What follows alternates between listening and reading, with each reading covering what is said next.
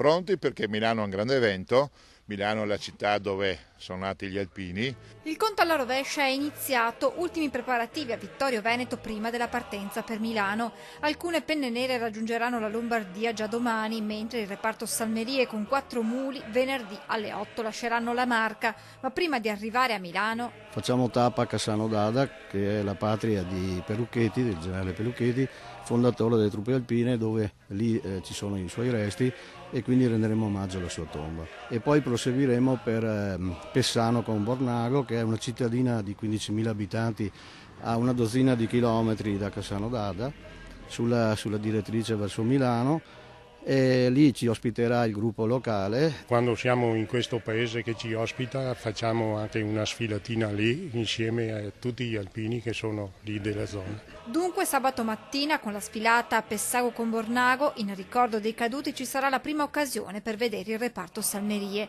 Le penne nere e i muli raggiungeranno poi la caserma Montello a Milano destinata al reparto. Il giorno dopo l'emozione del grande sfilamento. Alle 11 attesa la partenza della sezione vittoriese delle Salmerie, che auspicano un'accoglienza calorosa da parte dei milanesi. Il reparto Salmerie con i muli è sempre stato applaudito ogni minuto che passava. E dopo il muro è un'altra cosa da sfilare.